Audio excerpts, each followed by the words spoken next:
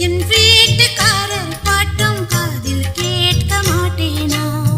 செண்பகமே செண்பகமே தென்பொதிகை சந்தனமே தேடி வரும்